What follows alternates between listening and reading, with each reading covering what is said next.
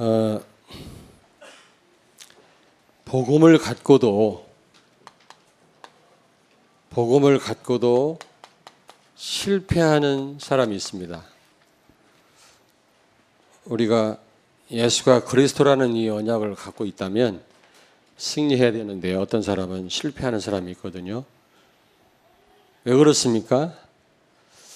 삶이 복음적이 아니어서 그렇습니다. 삶이 복음적이 아닙니다. 복음은 깨달았고 복음을 갖고 있으면서도 불구하고 삶이 복음적이 아니기 때문에 실패합니다. 어떤 사람은 반대로 복음 갖고 성공하죠. 승리합니다. 왜요? 삶이 복음적입니다.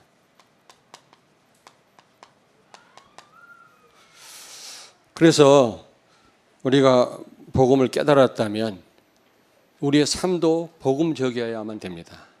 그래야 승리합니다.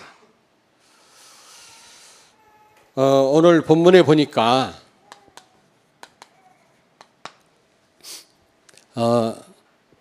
다윗은 복음을 갈망했죠. 우리는 복음을 갈망해야 됩니다. 목마른 사슴이 시냇물을 찾듯이 우리는 늘 복음을 갈망해야 돼요. 오늘 여기 보니까 다윗이 법궤를 옮겼죠. 언약궤를 법궤라고도 합니다. 3절에 보니까 기럇 여아림에서 예루살렘으로 언약궤를 옮겼는데 기럇 여아림 그 우사라고 하는 사람의 집에서 20년 동안 법궤가 있었잖아요. 그 법궤를 예루살렘으로 옮기자. 왜냐하면 사울이라고 하는 그 왕은 법궤에 대해서 관심이 없었어요. 오늘 여기 13장 3절을 같이 읽겠습니다. 우리가 우리 하나님의 궤를 우리에게로 옮겨오자. 사울 때에는 우리가 궤 앞에서 묻지 아니하였느니라 하며 항상 전쟁이 일어나면 법궤 앞에서 하나님 앞에 묻고 전쟁이 나갔거든요. 근데 사울은 법궤 앞에서 물었다 안 물었다? 안 물었어요. 근데 다윗은 비록 법궤가 예루살렘에 있지 않았지만은 그가 법궤에 대해서 늘 관심을 가지고 갈망을 했어요. 법궤는 예수 그리스도를 가리킵니다. 복음을 늘 갈망한 거죠. 그 자기가 왕이 되자마자 정권을 잡자마자 법궤를 옮겨온 것입니다. 우리 중심이 그래야 돼요. 늘 복음을 갈망해야 돼요.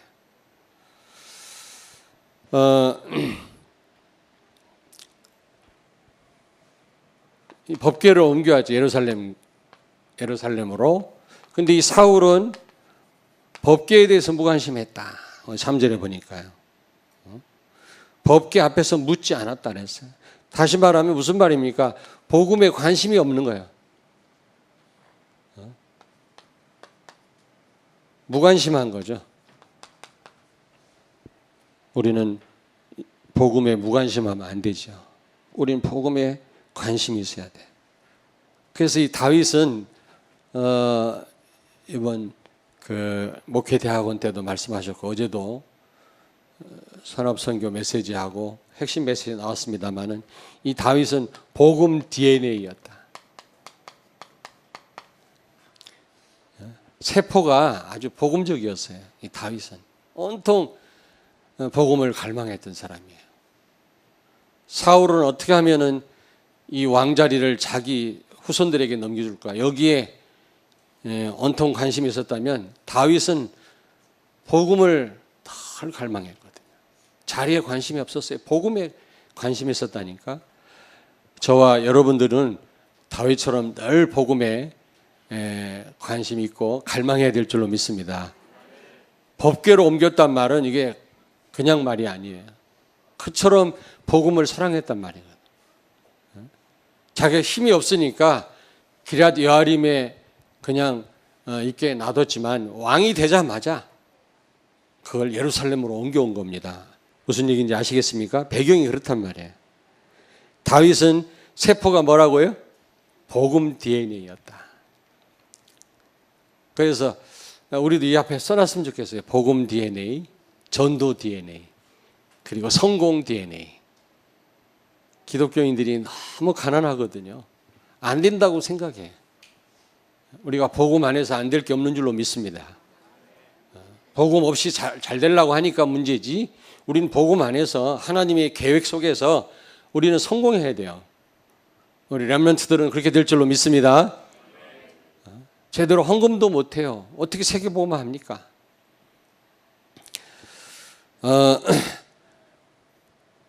그런데 다윗은 복음을 갈망했던 그런 사람이지만 그의 삶이요, 좀 잠깐이지만은 다윗의 삶이 복음적이 아니었어요.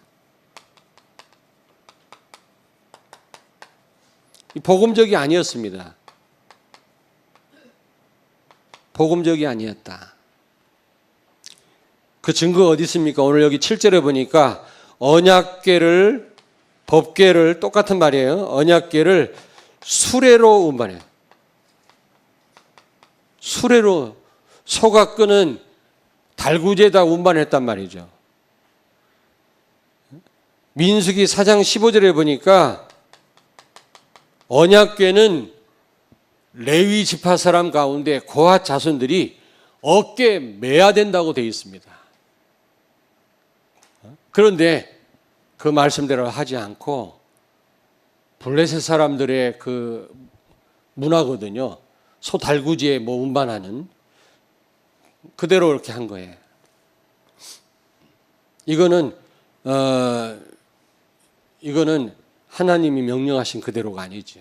우리는 복음이라고 하면서도 우리 삶은 복음적이 아닙니다. 그러니까 복음 가지고도 우리 응답 못 받고 실패하는 거죠. 우리 사랑하는 성도님들은 이따가 말씀드리겠습니다마는 삶도 복음적이 되기를 바랍니다. 그리고 우사라고 하는 사람, 이 우사가 죽임을 당하잖아요. 왜요? 손으로 언약궤를 잡았어요. 손으로 언약궤를 잡았어요. 소가 뛰니까 언약궤를 운반하는 그 달구지 끄는 소가 뛰니까 언약궤가 막 그 땅바닥으로 떨어지려고 하거든요. 그러니까 이 우사가 그걸 잡았는데 거기서 죽임을 당했어요. 왜요? 우사는 레이지파가 아니고 고핫 자손이 아닙니다. 우사의 집에, 기럇 여아림의 우사의 집에 20년 동안 이 언약궤가 거기 있었거든요. 머물러 있었거든요. 그러니까 너무 쉽게 생각합니다. 우리가 너무 복음을 듣다 보니까 우리가 너무 이 복음을 과소평가해요. 너무 많이 듣다 보니까. 처음 우리가 복음 들을 때는 막 감격하고 막 눈물 흘리고 막 하지도 못하면서 너도 나도 막 복음 전하고 다락방하고 역사 일어났는데 하도 많이 듣다 보니까 이제 그런가 보다. 우산의 집에, 레이지파가 아닌데 우산의 집에 언약궤가 몇 년 동안 있었다고요? 20년 동안 있다 보니까 함부로 대한 거예요. 언약궤를 함부로. 우리가 그리스도를 가볍게 생각하면 안 돼요. 우리가 너무 많이 들었잖아요. 훈련도 받고. 근데 우리 삶은 사실은 정말 복음을 갈망하는 삶이 아니고 복음적 삶이 아니란 말이죠. 우사가 손으로 붙잡았다가 어떻게 했다고 그랬어요? 여기 13장 9절을 같이 읽겠습니다. 기돈의 타작마당에 이르러서는 소들이 뛰므로 우사가 손을 펴서 궤를 붙들었더니 10절 우사가 손을 펴서 궤를 붙들므로 말미암아 여호와께서 진노하사 치심에 그가 거기 하나님 앞에서 죽으니라. 레위 사람들만, 그것도 고핫 자손들만 그 언약궤를 짊어지게 돼 있다고. 근데 그걸 소 달구지에다 끌고 갔어요. 복음을 혹시 우리가 그렇게 취급하고 있지 않습니까? 복음이라고 하면서 우리 삶은 실상 그렇지 않단 말이에요. 함부로 미워하고 헌신하지 않고 우리 삶이요. 말만 예수가 그리스도지 우리 삶은 실상 그렇지 않단 말이에요. 그러면 복음 갖고도 안 되는 겁니다. 다윗이 사실은 책임을 져 왕이니까요. 민수기 4장 15절을 보니까 웃산은 레위 지파가 아닙니다. 고핫 자손들만 그 언약궤를 취급하기로 되어 있거든. 그러니까 짐승이 성막 안으로 뭣도 모르고 뛰어 들어왔다간 즉사해요. 구약에는 그렇게 하나님 만나기 어려웠다니까. 제사장이나 대제사장이 대신 백성을 대신해서 성소 지성소 안에서 피 뿌리고 제사를 드렸거든요. 그러므로 백성의 죄를 해결했단 말이에요. 지금은 아예 예수님 모시고 하나님 모시고 살잖아요. 그러니까 그 가치를 몰라요, 우리가. 임마누엘, 이게 엄청난 축복이거든요. 하루에 몇 번씩 놀래야 돼요, 여러분이요. 하나님이 나와 같이 계시다. 이게 보통 일이 아니거든요. 까맣게 잊고 살아요. 함부로 말하고 함부로 생각하고. 물론 저는 완벽하냐 그건 아닙니다만은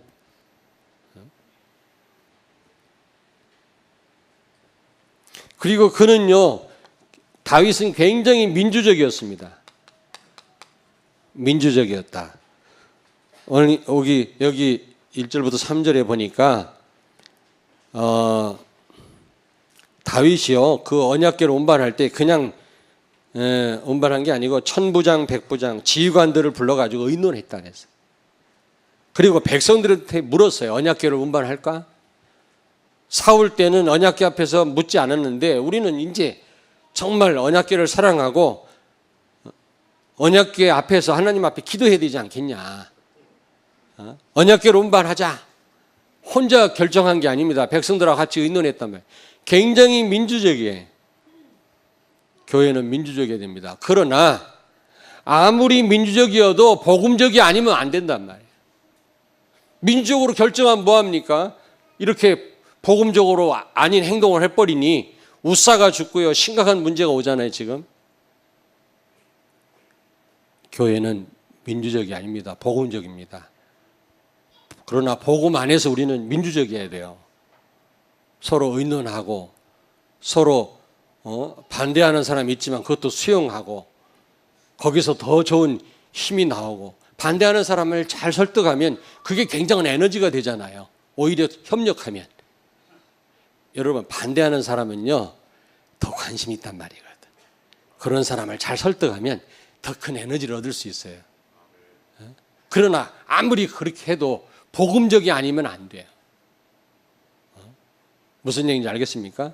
다수의 말을 들어가지고 실패한 경우가 너무 많아요. 성경에는 사도행전 27장에도 그렇고 민수기 14장 정탐꾼 10명의 정탐꾼 말 듣고 망했잖아요. 다수결의 원칙은 아닙니다. 교회가 여러분 잘 아셔야 돼요. 복음적이어야 됩니다. 아멘. 우리 삶이 복음적이어야 된단 말이에요. 그게 최우선이에요. 복음 안에서 민주적이어야 돼요. 서로 의논하고. 저는 정말 중요한 일도 우리 장로님들하고 다 의논하고 했습니다. 이제 한 9월쯤 가서 이제 재직회를 좀 하려고 그래요. 그래서 모든 지금 우리 재정 현황을 여러분들한테 우리 집사님들한테는 좀 이렇게 알려드리고 같이 기도해야 되지 않겠냐 그렇게 생각을 합니다. 좀 궁금하게 생각하는 분들이 있더라고. 일부러 그런 건 아니고요. 어쨌든 저는 중요한 일, 정말 중요한 일 우리 장로님들하고 의논 안 해본 적이 없어요. 굉장히 민주적이에요. 동의를 안 하네? 굉장히 민주적입니다. 그러나 그거보다 더 중요한 거는 복음적이에요. 다윗은 지휘관들 모아놓고 언약궤로 옮기자. 옮겨도 되겠냐? 그랬더니 지휘관들이 다 좋아해. 백부장, 천부장이. 그 1000명의 대장이란 말이에요. 군인 100명의 대장이 또 백부장이고요. 그리고 백성들한테도 또 묻습니다. 언약궤를 옮겨야 되겠는데 사울 때는 언약궤 앞에서 기도 안 했는데 우리는 이제 언약궤 중심으로 살아야 되지 않겠냐? 그리스도를 갈망한 거예요. 그리스도 중심이었어 다윗은요. 그런데 옮기는 그 과정이요 복음이 아니었어요. 하나님이 지시한 대로 하지 않은 거예요. 아무리 민주적이면 뭐합니까? 복음적이 아닌데.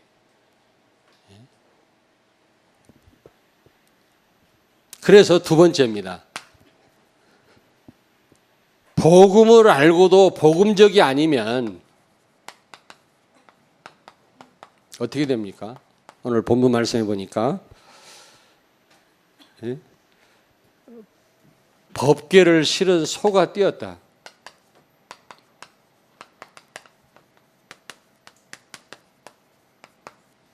법궤를 실은 소가 뛰었다. 9절에 보니까 뭔가 불길하죠. 예전에 블레셋 사람들한테 빼앗긴 법궤가 블레셋 땅에서 돌아올 때, 베세미스로 돌아올 때 이 블레셋 사람들의 문화가요, 소 달구지에다가 이 언약궤를 실었거든요. 하나님은 그게 아닙니다. 고아 자손들을 통해서 어깨다 매라고 그랬어요. 가마처럼. 근데 소가 그 블레셋 땅에서 베세미스로 끌고 올 때 젖이 탱탱 불었어요. 암소가. 송아지가 젖을 빨아야 돼요. 송아지가 음해음해하고 울고 있는데 송아지를 뒤돌아보지 않고 그 소들이 젖을 빨려야 되는 그 새끼를 둔 소는 자꾸 그 새끼에 관심을 갖게 되어 있는데 새끼를 쳐다보지도 않고 언약궤를 메고 베세메스로 왔다 그랬어. 성경에 보니까.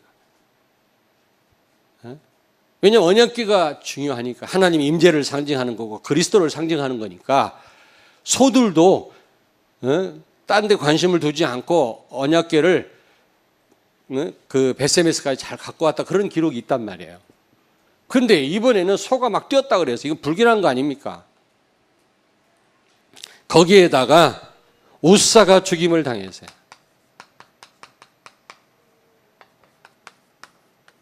우사가 죽임을 당했어요. 여기요 10절에 보니까 소 달구지를 끌고 오던 그 우사, 자기 집에 20년 동안 언약궤가 있었잖아요. 근데 그걸 끌고 오다가 소가 뛰니까 언약궤가 땅바닥에 떨어질 것 같으니까 그걸 손으로 잡았어요. 그거 뭐 당연한 거 아니겠습니까? 그걸 잡아야죠. 뭔가 땅에 곤도박질 치면 되겠어요? 하나님의 언약궤가. 동기는 정말 바르고 순수했지만 하나님은 우사를 죽이셨다. 복음이 아니면 바르게 해도 소용이 없어요. 복음이 아니면 최선을 다해도 소용이 없어요. 복음적이어야 돼요. 아멘. 열심히, 그건 절간에 가봐서 열심히 하는 사람 많아요. 우리는 복음적이어야 돼요. 방을 세워서 기도해야만 된다? 천만의 말씀. 제대로 복음 알고 기도를 해야 돼요. 산기도 가면 응답합니까? 우리 이동찬 목사님 그 집이 휴스턴인데 휴스턴은 산도 없더라고, 남부인데. 그러면 휴스턴에 있는 성도들은 응답도 못 받겠네? 복음 가진 성도는 설거지 하다 기도해도 역사 일어나는 줄 믿습니다.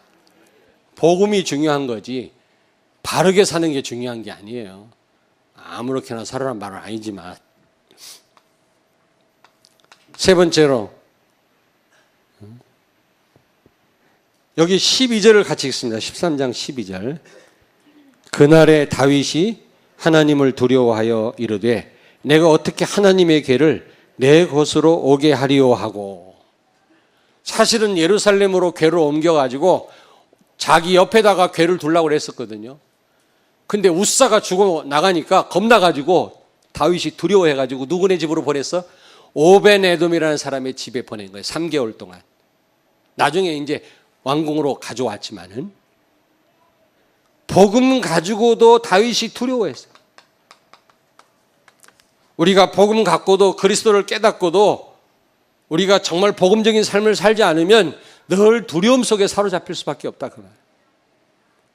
우리 인생이 담대한 인생이 될 수가 없는 거예요. 사람들은 몰라도 나는 알아요. 하나님 앞에 내가 바로 섰는지 안단 말이에요. 내가. 그래서 뭔가 담대한 삶을 살 수가 없는 거예요. 뭔가 캥긴 거지 계속.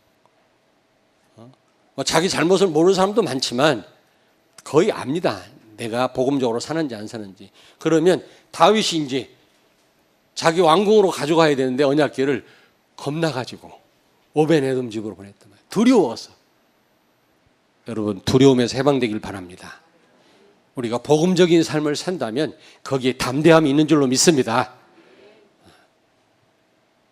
하나님이 우리를 지지하신다면 겁날 것이 뭐가 있겠냐. 우리가 복음적인 삶이 아니니까 하나님이 등을 돌리신 거예요. 그럼 우리 인생이 힘들어져요.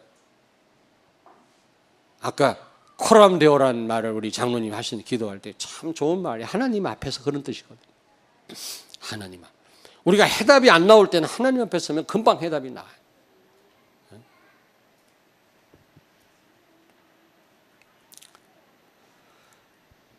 그래서 세 번째로 복음적인 삶이란 어떤 삶이냐?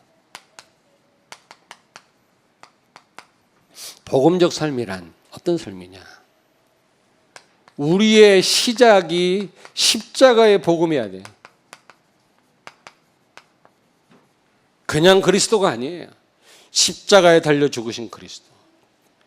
우리 대신 십자가에 죽으심으로 우리의 모든 죄를 해결하신 것입니다. 아멘. 뿐만 아니라 나도 그 십자가에 죽었어요. 제가 끊임없이 말씀드리잖아요. 이제는 전적으로 그리스도만 의지해요. 그리스도가 우리의 주인이에요. 아멘. 오직 예수가 돼야 된단 말이에요. 십자가의 복음이란 말은 나는 죽었기 때문에 이제 내 주장할 것도 없고 염려할 것도 없어요. 죽은 시체가 뭘 염려를 합니까? 오직 주님만 의지하란 말입니다. 우리는 그리스도인데 오직 예수가 아니거든요. 오직 그리스도가 아니거든요. 아직도 내가 여전히 살아있어요. 내 주장 펴고요. 염려하고 고민하고 우리는 내가 하려고 하고요. 여러분 내가 하면 사단을 못 이겨요. 나를 내세우면 하나님은 거들떠보지도 않아요. 그리스도를 내세울 때 하나님은 역사하시는 것입니다. 아멘. 왜 오직 예수 되라고 하는지 아십니까? 마귀하고 상대 안 되니까 그리스도를 앞세우라는 거예요. 그런데도 불구하고 나를 앞세워. 최고 위험한 거 여러분 가르쳐 드릴게요. 치명적인 거. 나를 내세우는 거. 치명적인 거. 나를 내세우는 거. 뭔 일을 해가지고 나를 내세우고 나를 앞세우고 이거 무시무시한 거예요. 이런 사람 치고 승리한 사람 없어요. 다 망했어요. 성경에 보니까. 그리스도를 앞세우세요. 다른 사람을 앞세우세요. 조금 남아있는 영광은 다른 사람에게. 모든 영광은 하나님께. 유 목사님 그런 말씀 하시지 않습니까? 네가 나를 높이면 내가 너를 높이리라. 우리 스스로 높아지려다가 무너져요. 그리스도를 높이면 하나님 나를 높이신다고 그랬어요. 아멘. 아직도 내가 살아서 나를 자랑하려고 그러고 나를 나타내려고 그러고 내가 하려고 그러고 이거는요 치명적인 거예요. 치명적인 거예요. 복음적인 삶이 아니에요. 우리는 시작이 십자가의 복음이어야 돼요. 우리는 우리의 삶이 갈라디아서 2장 20절 돼야 돼요. 나는 죽었고 이제 내 안에 사는 분은 그리스도예요. 이것으로 시작하시길 바랍니다. 근데 우리가 시작을 잘못했어요. 예수는 그리스도 모든 문제 해결자 이렇게만 알고 있지 내가 죽었음을 몰라요. 우리 다락방 멤버들이. 여전히 엄청난 복음 가지고 실패하는 이유가 여전히 나는 살아있어서 그렇거든요. 그래서 바울은 날마다 나는 죽노라 그랬어요. 우리는 초마다 죽노라 그래야 돼. 옆에 있는 분은 축복하세요. 나를 죽이십시다.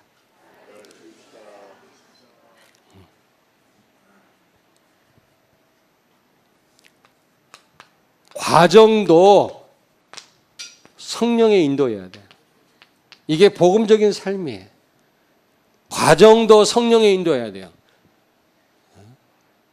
우리는 어떤 결과를 놓고 과정을 아무렇게나 해도 되냐? 그렇지 않습니다.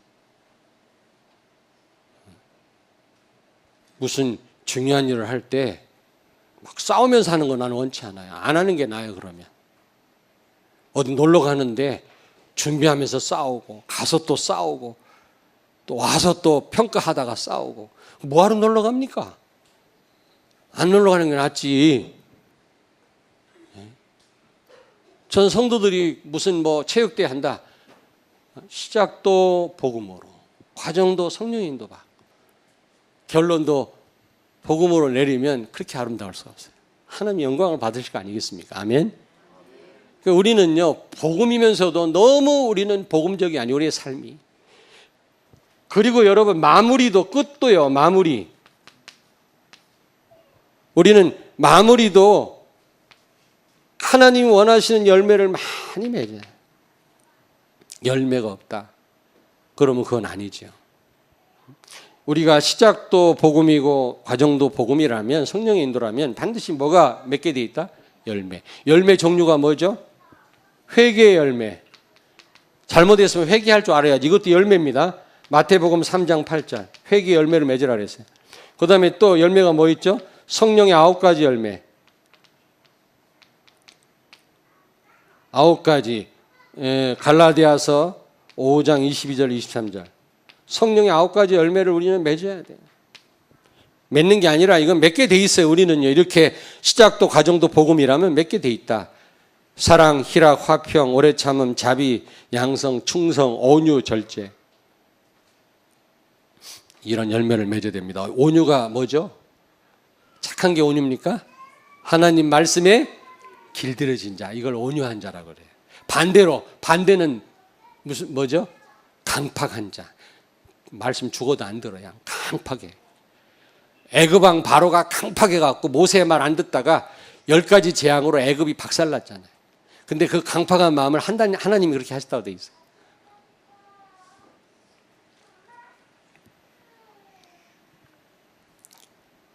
그리고 열매 중에 열매가 뭐라 그랬죠?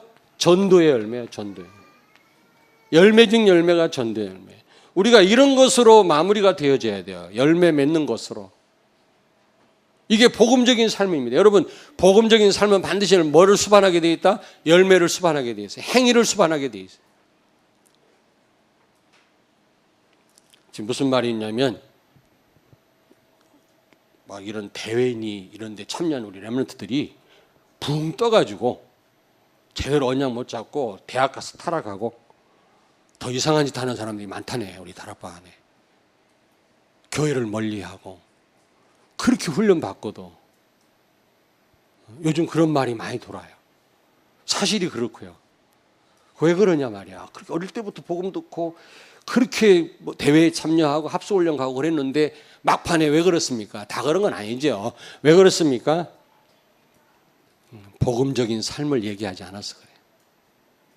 저는 이 복음적인 삶을 얘기해야 되고 이제 성도들이 복음을 알기 때문에 이제는 반드시 삶이 수반해야 돼요. 과정도 성령이 인도해야 돼요. 얼렁뚱땅해서는 안 돼요. 우리 렘넌트들 꼭 기억하세요. 여러분들이 그리스도를 깨달았다면 여러분 삶이 복음적이어야 돼요. 과정도 성령의 인도 속에 공부해야 되고 또 이 열매, 이런 많은 열매가 여러분을 통해서 맺어져야 돼요. 아멘? 열매가 없다. 뭔가 복음적인 삶을 살지 않은 거예요. 근데 이 열매는 현재적이어야 됩니다. 현재적. 알겠습니까? 이게 무슨 얘기입니까? 지금 열매를 맺어야 돼. 지금. 나중에 내가 이런 삶을 살아야지. 아니에요. 과거에 내가 이런 삶을 살았는데 다 지나간 얘기예요. 에? 무슨 얘기인지 알겠습니까? 우리 그 김금녀 권사님이 우리 김승범 장로님한테 야, 고등학생 때 멋있었네. 그때 진짜 잘생겼네. 그러면 칭찬이요, 욕이요? 그 욕이요. 지금은 그렇지 않다는 얘기 아닙니까? 아, 고등학교 때도 멋있었지만 지금 더 멋있어요, 당신. 그래야 될 거 아니에요. 하나님을 사랑한다면 지금 이런 열매를 맺어야지. 나중은 여러분의 시간이 아니에요. 한 치 앞도 내다보지 못하는 우리 인간이 먼 내일 모레 나중을 얘기할 수가 있습니까? 그건 말도 안 돼요. 하나님을 사랑한다면 여러분이 그리스도를 깨달았다면 지금 이런 삶을 살아야 될 줄로 믿습니다. 지금 복음적인 삶. 이런 열매를 맺어야 돼요. 기껏 열심히 일했는데 이런 열매가 안 맺어요. 이런 성령의 열매가 안 맺고 회개의 열매도 없고 전도가 안 되어지고 오히려 시험 들게 하고 그거는요. 과정이 잘못된 거라. 복음이 아닌 거라 그거는. 다윗처럼요. 열심히 언약궤를 운반해 놨지만 웃사가 죽는 이런 오히려 다윗에게 두려움이 엄습하는 이런 결과가 났잖아요. 이해 됩니까? 네 번째. 오벳 에돔. 이 사람이 레위 지파려. 고앗 자손이라. 그렇죠? 이 사람 집에 3개월 동안 이 언약궤가 가 있었죠. 제대로 가 있었죠. 그렇죠? 언약궤는 누가 관리해야 된다? 레위 지파 가운데 어떤 자손들? 고앗 자손. 고앗 자손이란 말이에요. 제대로 간 거예요. 언약궤가 있어야 될 곳에 있게 된 겁니다. 그랬더니 하나님이 어떻게 따르셨어요? 오베데돔의 집에 복을 내리셨다. 모든 식구를 하나님 축복한 거야. 그리고 모든 소유에 복을 내리셨다. 물질적인 축복이죠. 경제 축복입니다. 엄청 받은 겁니다. 3개월 있었는데 오래 있었던 것도 아닙니다. 3개월 그게 그 언약궤가 그 집에 있었는데 엄청난 축복을 받았어요. 여러분이 복음을 갖고 복음적인 삶을 산다면 하나님은 여러분 집과 모든 소유에 오벤에돔이 받은 이런 축복을 허락하실 줄로 믿습니다. 아멘. 그래서 세계 복음화하게 하실 줄로 믿습니다. 오늘 이 말씀 굳게 붙잡아. 복음적인 삶. 결론입니다. 결론 어디 쓸 데가 없네. 이렇게 제가 이런 걸 잘 못 써요. 이렇게. 자, 밑에다 씁니다. 결론. 다윗이 이 사건을 통해서 뭘 깨달았죠? 역대상 15장 대상 15장 1절, 2절, 13절 한번 같이 읽겠습니다. 15장 1절, 2절을 같이 읽습니다. 옆에 다윗이 다윗성에 자기를 위하여 궁전을 세우고 또 하나님의 궤를 둘 곳을 마련하고 그것을 위하여 장막을 치고 다윗이 이르되 레위 사람 외에는 하나님의 궤를 맬 수 없나니 이는 여호와께서 그들을 택하사 여호와의 궤를 메고 영원히 그를 섬기게 하셨음이라 하고 이제 복음적인 삶이 뭔지를 안 거예요. 그리고 13절을 같이 읽겠습니다. 전에는 너희가 매지 아니하였으므로 우리 하나님 여호와께서 우리를 찢으셨으니 이는 우리가 규례대로 그에게 구하지 아니하였음이니라 하니 우리가 복음 갖고 복음적인 삶을 살아야 된다는 거죠. 결국은 그걸 이 다윗이 깨달은 거예요. 그래서 그의 남은 생애를 보면 정말 복음적인 삶이었어요. 바세바 사건 하나 빼놓고 그 외에는 정말 복음적인 삶이었습니다. 그러니 그는 시대를 살리는 왕이 됐어요. 그는 기념비적인 축복받았죠. 왜요? 그의 이름이 지금까지도 전달되고 있잖아요. 이걸 기념비적인 축복이라고 그래요. 기념비적인 축복. 여러분들도 이런 축복받게 되기를 바랍니다. 그래서 결론이 뭐냐면요. 예수가 그리스도라면 그리스도가 그리스도 돼야 되고 그리스도가 주인 되는 삶을 살아야 돼요. 요 세 가지를 합해서 복음적인 삶이라고 얘기합니다. 그냥 그리스도 아는 거로 끝나면 안 돼요. 나의 그리스도가 돼요. 내 삶 속에 그리스도를 누려야 돼요. 근데 그 정도로 끝나면 안 돼요. 완전 그리스도가 주인 돼야 돼요. 오직 예수 돼야 됩니다. 이런 삶이 된다면 틀림없이 오벤에돔이 받은 그런 축복을 받게 될 줄로 믿습니다. 아멘. 기도하겠습니다. 하나님, 우리의 삶의 시작도 복음이 되게 하시고 과정도 복음적인 삶이 되게 하시며 마무리도 복음적으로 마무리하게 하여 주옵소서. 그래서 오벤에돔이 받았던 그런 축복들을 모든 성도들이 받게 하시고 다윗이 받았던 축복을 누리게 해 주시옵소서. 예수님 거룩하신 이름으로 기도하옵나이다. 아멘.